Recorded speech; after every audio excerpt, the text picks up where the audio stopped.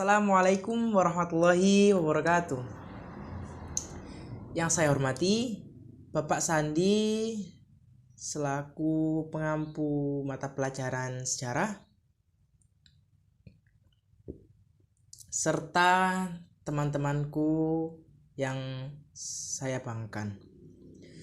Puja dan puji syukur kehadirat Allah Subhanahu wa taala atas limpahan rahmat serta taufik dan hidayahnya sehingga kita sampai saat ini masih dalam keadaan sehat walafiat. Salawat serta salam selalu kita haturkan kepada junjungan kita Nabi besar Muhammad sallallahu alaihi wasallam. Karenanya kita telah dituntun dari jalan yang gelap menuju jalan terang benderang, yakni ad-dinul Islam wal iman. Sebelumnya, izinkan saya memperkenalkan diri saya. Nama saya Muhammad Saiful Huda, nomor absen 19 dari kelas 11 MIPA 2. Nah, pada kali ini saya akan berbicara mengenai Teku Cikditiro. Nah, siapa sih Teku Cikditiro itu?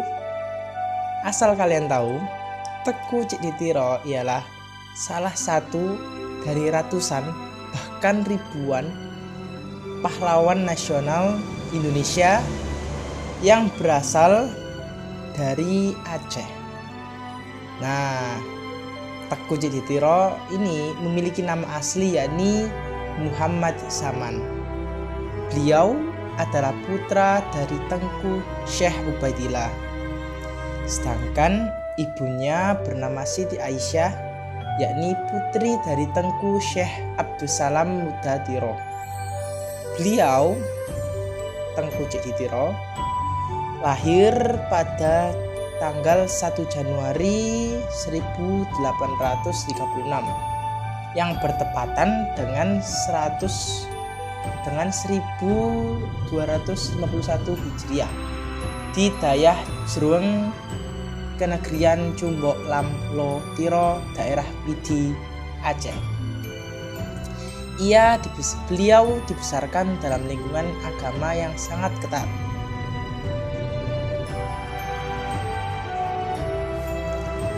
Meski pada zaman itu belum ada sekolah seperti pada saat ini, beliau dikenal sebagai anak yang sangat haus akan ilmu. Beliau berguru pada banyak orang, termasuk kedua orang tua sendiri. Bahkan pada saat usia menginjak 40 tahun, beliau masih berguru di Lamrak, daerah Aceh Besar. Teku Cikditiro tumbuh besar bersamaan dengan penaklukan Aceh oleh tentara Kompeni Belanda pada tahun 1873.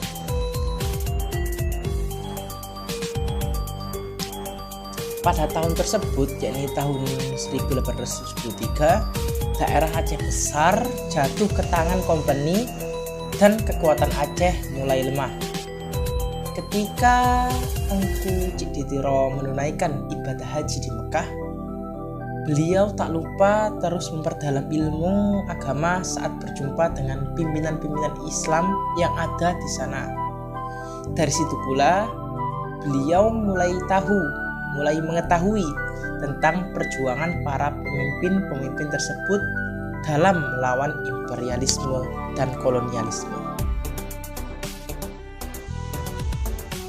Nah, sekembalinya beliau ke Aceh, beliau memimpin suatu pergerakan yang berujung pada perang melawan Belanda yang kemudian dikenal dengan nama Perang Sabil. Nah, satu persatu benteng dan wilayah jajahan Belanda dapat direbut.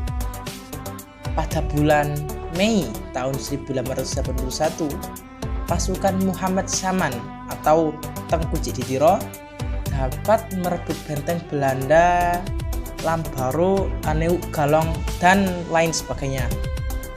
Belanda yang merasa kewalahan menghadapi Teku Cikditiro akhirnya memaksa mereka memakai siasat liuk yang licik.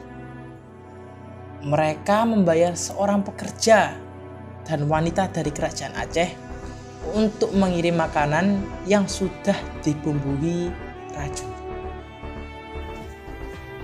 Nah, tanpa curiga sedikit pun, beliau Tengku Cikditiro memakannya, sehingga pada akhirnya Muhammad Saman atau Tengku Cikditiro meninggal pada bulan Januari 1891 di Benteng Aneuk Galong. Sesuai dengan amanatnya, beliau dimakamkan di Merawe. Nah, sekilas dari yang bisa saya sampaikan mengenai biografi Muhammad Saman atau yang bisa kita sebut dengan Tengku Cikditiro. Dari cerita yang saya sampaikan, ada beberapa hikmah yang bisa kita ambil atau yang bisa kita teladani dari salah satu pahlawan ini, yakni yang pertama, kita haruslah memiliki semangat belajar yang sama. Meskipun berapapun usiamu, kita harus memiliki semangat belajar yang membara, yang selalu semangat.